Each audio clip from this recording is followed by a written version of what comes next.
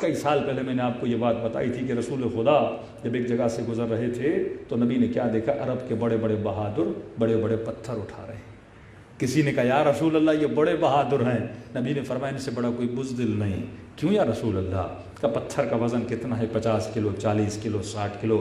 اے جوان جو body building کرنے جاتا ہے، بڑے بڑے ویٹ تو اٹھاتا ہے اور دنیا کو یہ کہتا ہے کہ میں بڑا طاقتور ہوں، میرے پاس اتنا پاور ہے، 100 kg کا وزن میں اٹھا لیتا ہوں۔ لیکن رسول خدا کی نظر میں سنو طاقتور کون ہے؟ یہ ہاتھوں کی طاقت۔ میں نے پچھلے سال کی مجلس، اتنی طاقت تو گدھے کے پاس بھی ہے، اتنی طاقت تو گھوڑے کے پاس بھی ہے، اتنی طاقت تو ہاتھی کے پاس بھی ہے، لیکن وہ کون سا پاور ہے جو صرف انسان کا پاور ہے؟ وہ قوت ارادے کی طاقت ہے جو کسی کے پاس نہیں ہے، اللہ نے صرف انسان کو عطا کی ہے۔ وہ تمہارے ول پاور کی طاقت ہے، وہ تمہارے اختیار کی طاقت ہے کہ اللہ نے تجھے بندے مختار بنایا ہے، اور مختار بنایا تو تمہارے ارادے کی وجہ سے بنایا۔ اب نبی فرماتے ہیں کتنا بزدل ہے جو 50 کلو کا وزن تو اٹھا لیتا ہے، لیکن جب نگاہ کسی نامحرم پہ پڑتی ہے تو چند گرام کی پلکوں کو بند نہیں کر سکتا۔ کتنا مجبور ہو جاتا ہے کہ آنکھیں پھٹی کی پھٹی رہ جاتی ہیں، اسے نہ شرم آتی ہے نہ اللہ کے حضور میں حیا آتی ہے۔ کیوں؟ کیونکہ یہ غلام بن چکا ہے اپنے نفس کا۔ امام فرماتے ہیں غور کیا کر، اگر تو غلام نفس بن جاتا ہے تو دنیا میں بھی ذلیل ہوتا ہے، آخرت میں بھی خوار ہوتا ہے، کیونکہ نفس کے سامنے بار بار خود کو چھوٹا کرتا رہتا ہے، اس کی خواہشوں کے سامنے خود کو زمین پر رینگتا رہتا ہے۔ اور فرماتے ہیں بعض لوگوں کی مثال اس فٹ بال کی طرح ہے کہ کھلاڑی جہاں چاہے کک مارے اور بال چلی جاتی ہے۔ تو فرمایا خود کو شیطان کے قدموں کا فٹ بال نہ بنایا کر، نفس کو اپنے پاؤں کا فٹ بال بنا۔ دیکھ علی ابن ابی طالب کے چہرے پہ لعاب دہن پھینکا ہے، لیکن علی کھڑے ہو کر بتاتے ہیں کہ نفس علی کے قدموں کا فٹ بال ہے۔ کوئی ایسا نہیں جو علی کے ساتھ کھیلے۔ علی ارادے کا اتنا مضبوط ہے کہ مولا کے ارادے پہ کوئی اگر حاوی ہوتا بھی ہے تو وہ ارادے پروردگار عالم ہے، کوئی اور ارادہ ان کے ارادوں پہ حکومت نہیں کر سکتا۔ تو انسان یہیں سے پتہ چل جاتا ہے کہ تیرے اوپر ولایت عملی کتنی حاوی ہے۔ زبان سے علی علی کرنا بہت آسان ہے، نظری نعرے مارنا بہت آسان ہے، لیکن آنکھوں پر علی کی ولایت کو نافذ کرنا اور عملی ولایت کے میدان میں داخل ہو جانا بڑا مشکل ہے۔ صلوات پڑھیں محمد و آل محمد۔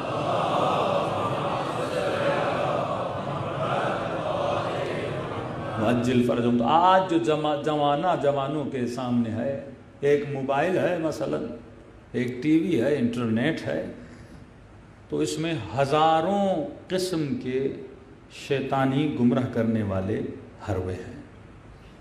میں نے کراچی میں کسی مجلس میں کہا تھا کہ اگر بچوں کی صحیح تربیت نہیں کی، بچیوں کی صحیح تربیت نہیں کی تو موبائل نہ دیا کرو، کیونکہ تم ایک وسیلہ دے رہے ہو گمراہی میں مبتلا ہونے کا۔ کسی مومن نے میسج کیا مولانا یہ تو ٹیکنالوجی کا زمانہ ہے، ہم بچوں کو موبائل سے کیسے روکیں؟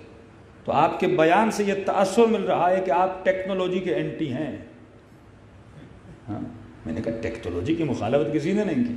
موبائل سے میری مراد ٹیبلٹ نہیں ہے، موبائل میں ہوتا ہے سم۔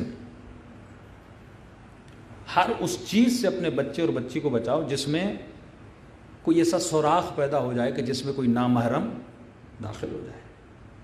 میں اس لیے یہ باتیں کرتا ہوں کیونکہ میرے پاس میسج آتے ہیں، فون کالز آتے ہیں، شادی شدہ لوگوں کے گھر اجڑ گئے، شادی شدہ لوگوں کے گھر اجڑ گئے ایک میسج کی وجہ سے، ایک کال کی وجہ سے، کیونکہ تربیت اس خاتون کی نہیں ہے، اس بچے کی صحیح تربیت نہیں ہے، اور ہر جگہ شیطانی حربیں ہیں، ہر جگہ شیطانی حربیں ہیں۔ تو جب تک میں صحیح تربیت نہیں کر پاتا، ہاں ٹولز یوز کرو، کمپیوٹر دو، لیپ ٹاپ دو، لیکن ایسی چیز جہاں سے کوئی کنیکشن پیدا ہو جائے، اس کا ذریعہ سم کارڈ ہوتا ہے، اس کا ذریعہ واٹس ایپ ہوتا ہے، اس کے ذرائع بہت ہوتے ہیں۔ یا اپنے بچوں کی تربیت کرو۔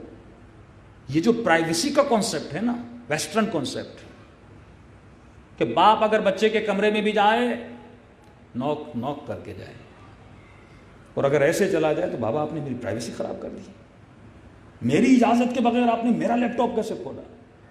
آپ میری پرائیویسی کے اندر ان ہو گئے, آپ میرے موبائل کے اندر ان ہو گئے. اس کا مطلب اس گھر میں ولایت نہیں ہے. امیر المؤمنین کی اگر مجھ پر ولایت ہے تو میری اجازت کے بغیر وہ میرے مال کو بھی مصرف کر سکتے ہیں, میری اجازت کے بغیر میری بیوی کو طلاق بھی دلوا سکتے ہیں, میری اجازت کے بغیر میرے بچوں کے مالک بھی. اسی طرح باپ کی ولایت بچے پر ہے. اسلام کہتا ہے والد اپنے بیٹے کی زندگی میں 100% انوالو رہے. اس کی وجہ ہے مثلا جو ویسٹرن کلچر تھا کہ جس میں بچے شادی کرنے کے بعد ویسٹرن ورلڈ میں اپنے والدین سے سیپریٹ ہو جاتے ہیں, یہ ویسٹرن کلچر ہے. اسلامی کلچر یہ تھا کہ جوائنٹ سسٹم میں رہو. ہاں مسائل ہوتے ہیں, لیکن مسائل کا حل یہ نہیں کہ تم جدا ہو جاؤ. مسائل اس لیے ہوتے ہیں کیونکہ اس گھر میں تربیت نہیں ہے. نہ ساس کو پتا ہے بہو کے ساتھ اخلاق کیا کرنا ہے, نہ بہو کو پتا ہے کہ مجھے اپنی ساس کے ساتھ, نہ بیٹے کو پتا ہے کہ ماں کا حق کیا ہے اور بیوی کا حق کیا ہے. تو ان دونوں میں کنفیوز ہو جاتا ہے. اس کی صحیح اب تربیت نہیں ہے تو اس کا حل یہ تو نہیں کہ تم گھروں کو اجاڑ کے الگ ہو جاؤ اپنے والدین کے ساتھ. اور جو اطاعت والدین, جو ثواب خدمت والدین, صرف والد و والدہ کے دیکھنا بھی عبادت ہے, تو اس سے محروم ہو جائے. کم از کم گھر میں رہے گا تو اپنی ماں کے پاؤں تو دبائے گا, باپ کی خیریت تو پوچھے گا. لیکن وہ ویسٹرن کلچر جو مسلم سوسائٹی میں ہو گیا کہ ان کے بوڑھے ماں باپ آپ دیکھیں اولڈ ہاؤسز میں رہتے ہیں, ڈپریشن کا شکار, کینسر کے شکار ہو جاتے ہیں, پوری زندگی ان کی تباہ و برباد, اب خسرت دنیا والآخرہ ہو جاتا ہے. اور یہی کلچر ہماری سوسائٹیز میں, ہماری پرائیویسی خراب ہو رہی ہے. تو پہلے کیا ہوتا تھا کہ جو بچیاں شادیاں کرتی تھی, ظاہر ہے اب ایک بچی نے شادی کی, پریگننٹ ہو گئی, اب اسے تجربہ تو نہیں ہے نا کہ بچہ پیدا ہوتا ہے, بچے کی بیماری کیا ہوتی ہے, ہاں اس کا علاج کیا ہے. تو فوراً گھبرا جاتے ہیں اس ڈاکٹر کے پاس, اس ڈاکٹر کے پاس. اور ایک خاتون کا تو اس طرح بچہ مر گیا.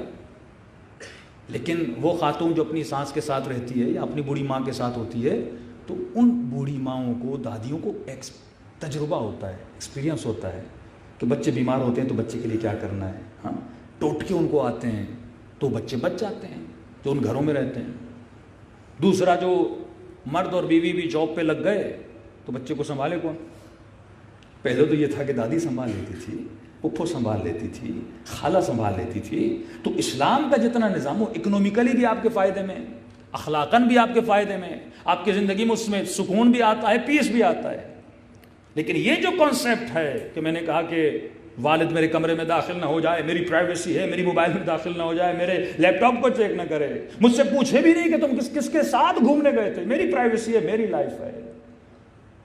تو اب اس جوان کو زندگی گزارنے کا تجربہ تو نہیں ہے. جیسا میں 20 سال میں تھا ویسا میں 30 سال میں تو نہیں ہوں نا. ان 10 سال میں مجھے اتنا تجربہ. تو وہ والد جو 50 کا ہے, 60 کا, اس نے دنیا کی ہر برائی اور اچھائی کو دیکھا ہوا ہے. وہ بیٹر اپنے بچے کو گائیڈ کر سکتا ہے کہ میرے لال فلاں سے دوستی نہ کرنا, فلاں جگہ پہ نہ جانا, یا آج جو تم شہوتوں میں پڑے ہوئے ہو, موبائل کے غلط تعلقات میں اور غلط دوستیوں پڑے ہوئے ہو, ہم بھی ان چیزوں سے گزر چکے ہیں, اس میں کچھ بھی نہیں ہے. تمہاری زندگی تب یہ وقتی مزہ ہے. تو اگر اچھا گائیڈ کرے, مولا فرماتے ہیں عقل مند انسان وہ ہے جو دوسروں کے تجربے سے فائدہ لیتا ہے. بھائی ایک راستہ ہے جس میں کھڈے ہیں, میں آپ کو بتا رہا ہوں اس راستے میں کھڈا ہے. عقل کا تقاضا کیا, آپ میری بات کو سنو نا. لیکن جو بے وقوف کہتے ہیں میں جا کر دیکھوں گا کھڈا ہے تو کتنا گہرا ہے.